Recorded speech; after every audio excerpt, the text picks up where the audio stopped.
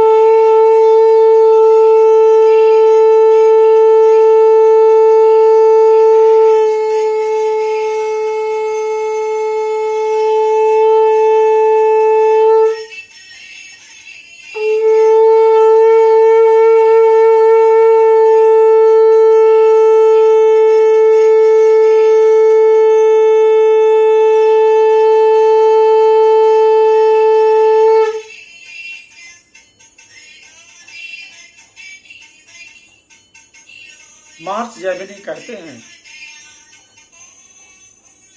हे राजन, आपको मैं बता रहा हूं, ध्यान से सुनो।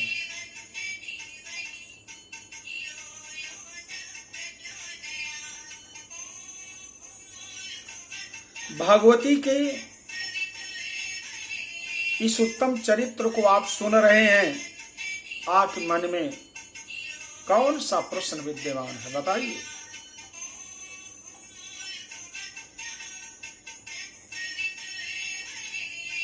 जन्मेजय कहते हैं, गुरुदेव, इन उत्तम चरित्रों द्वारा भगवती की आराधना सबसे पहले किसने की? इस पर महर्षि जैमिनी कहते हैं कि व्यास जी ने बताया है कि स्वारोचिष नामक मनवंतर में सूरत नाम के एक राजा हुए थे और शत्रुओं से पराजित होकर वह महामुनि सुमेधा के आश्रम में रहने लगे। वहीं पर अपने परिवार से परित्यक्त होकर विषादग्रस्त समाधि नामक एक वैश्य भी आकर रहने लगा। दोनों अत्यंत दुखित थे। उन्होंने सुमेधा मुनि से अपने दुख की निवृत्ति का उपाय पूछा। इस पर उन्होंने महामाया की महिमा को एक दृष्टांत द्वारा बताया कि ब्रह्मा विष्णु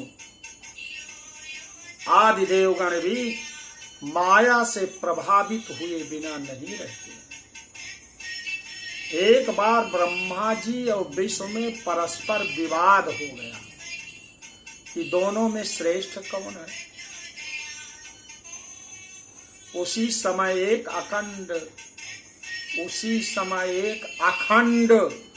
ज्योति लिंग के रूप में प्रकट हुई तथा आकाशवाणी हुई कि आप दोनों इस लिंग के ओर छोर का पता लगाएं। जो पहले पता लगाएगा वही श्रेष्ठ होगा। विष्णु जी पाताल की ओर गए और ब्रह्मा जी ऊपर की ओर। विष्णु थक कर वापस आ गए और उसके ओर छोर का पता न लगा पाए। ब्रह्मा जी शिव के मस्तक से गिरे हुए केतकी पुष्प को लेकर ऊपर से लौट आए और विष्णु से कहा कि यह केतकी पुष्प मैंने लिंग के मस्तक से प्राप्त किया। जबकि भगवान शिव के मस्तक से वो केतकी पुष्प गिर गया था और उसे ब्रह्मा जी ने प्राप्त किया था। केतकी पुष्प ने भी ब्रह्मा के पक्ष में विष्णु को असत्य साक्ष्य दिया। इस पर भगवान शिव प्रकट हो गए और उन्होंने असत्य मिथ्या भाषणी केतकी पर क्रुद्ध होकर उसे सदा के लिए परित्याग कर दिया।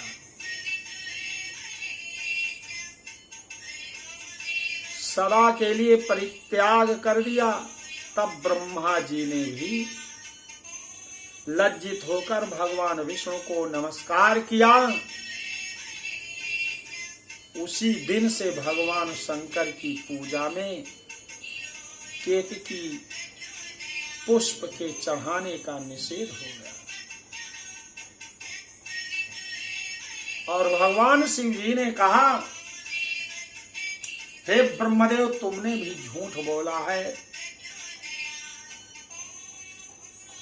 इसलिए जाओ, तुम्हारा सम्मान कहीं नहीं होगा, तुम्हारी पूजा कहीं नहीं होगी। और सत्य के मार्ग पर हे नारायण, हे विष्णु जी आप चले हैं, इसलिए आप मेरे आदरणीय हो गए, आप मेरे सम्माननीय हो गए। मैं आपका पूजन करता हूं आज से, आप बड़े हैं। भगवान नारायण ने कहा, भगवान भोलेनाथ, आप मेरे लिए सम्माननीय हैं, मैं आपका पूजन करता हूं, आप मेरे लिए बड़े हैं। ऋषि बोलते हैं, हे राजन, ये माया इतनी प्रबल है कि यह ज्ञानियों को भी मोह में डाल देती है। स्वयं देवाधिदेव लक्ष्मीपति भगवान विष्णु भी इस महामाया से अछूते नहीं हैं। जब देवता या मनुष्य इनकी स्तुति करते हैं, तब प्राणियों के दुख का नाश करने के लिए वह भगवती जगदम्बा प्रकट होती है। वह भगवती दैव के अथवा काल के अधीन नहीं है। वह स्वयं जगत का सृजन, पालन और संहार करती है। उद्भव अवस्थित संहार कारणीं क्लेशहारिणीं सर्वश्रेयस्य करीं सीतां नतो राम वल्लभाम।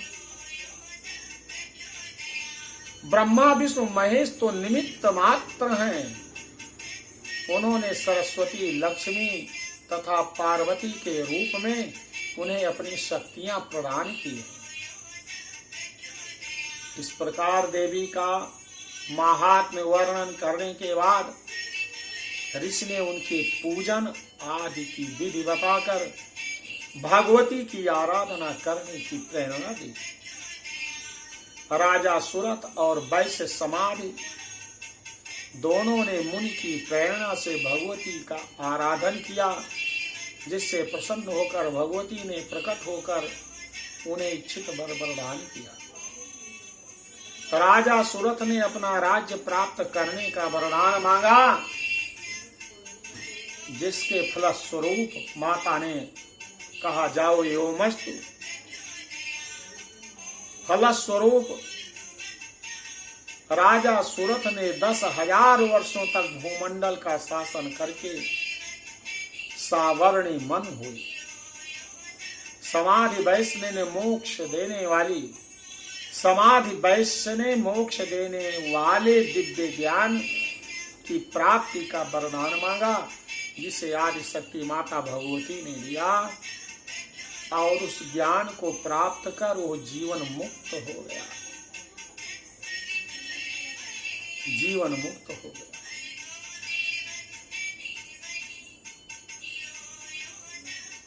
इस प्रकार हे राजन,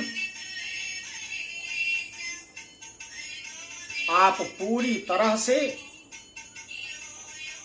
माता भगवती के शरण में चले जाओ और उन्हीं की आराधना उपासना करो, जीवन मुक्त होगा। आपके पिता जिनकी आप कहते हैं अकाल मौत हो गई है, वह मोक्ष को प्राप्त कर लेंगे।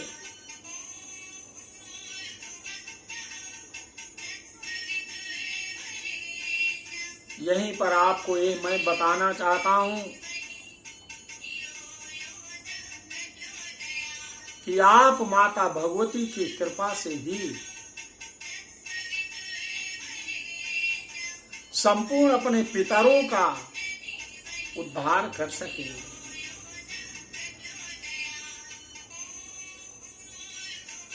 इसी समय राजा जन्मेजय ने प्रश्न किया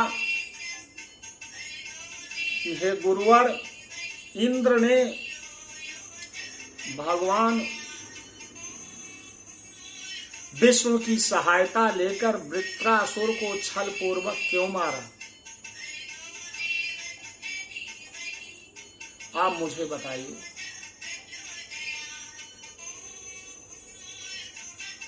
देवताओं में श्रेष्ठ त्वष्टा नाम के एक प्रजापति थे।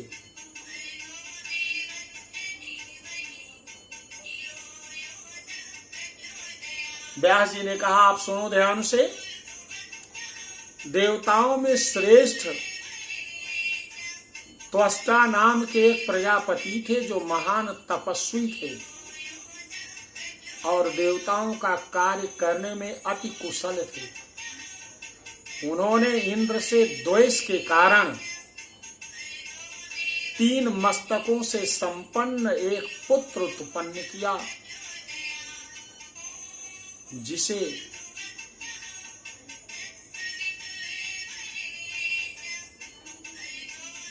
त्रिशिरा कहते हैं। त्वष्टा ऋषि का पुत्र त्रिशिरा। वह एक मुख से वेदाध्ययन करता था, दूसरे मुख से मधुपान करता था और तीसरे मुख से सब दिशाओं का निरीक्षण करता था।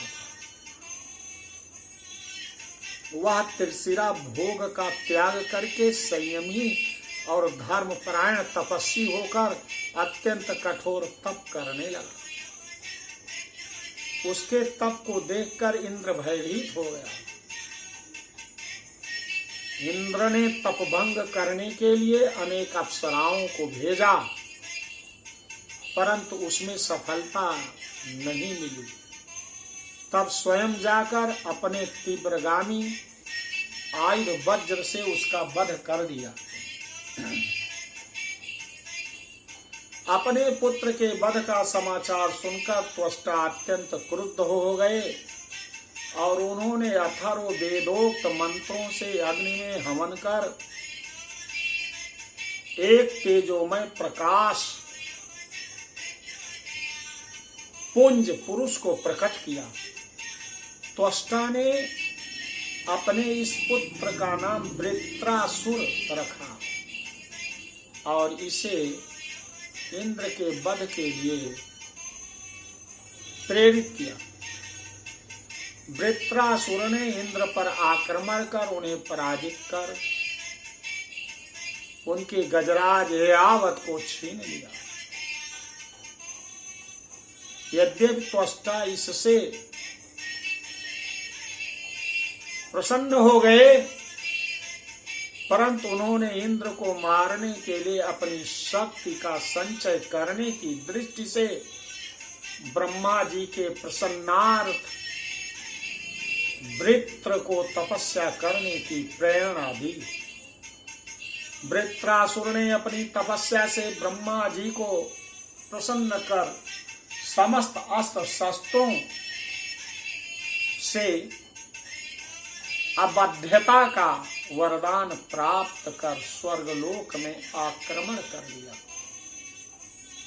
और इंद्र को पराजित कर स्वर्गलोक का आधिपत्य प्राप्त कर लिया।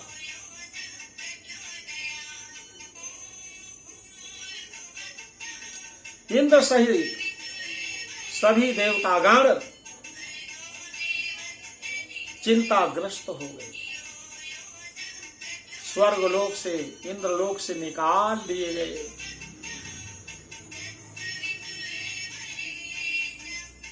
निकाल दिए गए, बड़े चिंतित हैं। वह देवगणों के सहित ब्रह्मा तथा शिव जी के साथ भगवान विष्णु के पास गए और उनसे अपनी रक्षा की प्रार्थना की। भगवान विष्णु ने वृत्रासुर की बलवत्ता शक्ति को समझते हुए देवताओं को किसी प्रकार उससे मित्रता संधि करने और विश्वास में लेकर बाद में उसे मारने की योजना बताई। इसके साथ महामाया भगवती की आराधना करने के लिए भी संकेत दिया, क्योंकि भगवती की माया से मोहित होने पर ही समस्त देवता शक्ति संपन्न हो सकते हैं और वृत्रासुर को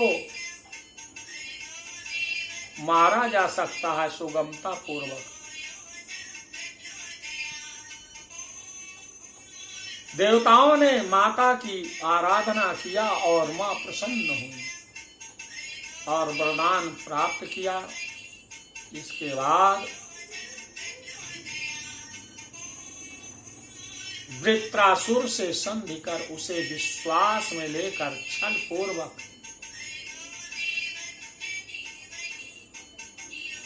उसका वध कर दिया गया। उधर त्वष्टा को जब अपने पुत्र वृत्रासुर के छल पूर्वक वध की जानकारी प्राप्त हुई तो उन्होंने इंद्र को दारुण कष्ट प्राप्त होने का शाप दे दिया। इंद्र को ब्रह्म हत्या लग गई और वह इंद्र पद से निकाल दिए गए। इंद्र उस ब्रह्म हत्या से भयभीत होकर मान सरोवर में स्थित कमलनाल में प्रविष्ट हो गए। स्वर्ग के इंद्र रहित हो जाने पर अनेक उपद्रव होने लगे। अनावृष्टि के कारण पृथ्वी भी वैभव शून्य हो गई। देवताओं और मुनियों ने इस प्रकार की अराजकता देखकर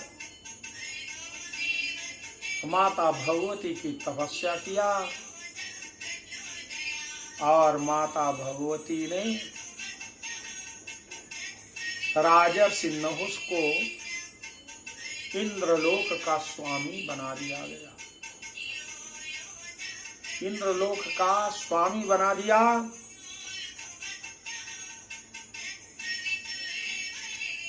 आदिशक्ति माता संपूर्ण विघ्न व्यवधानों को दूर करती है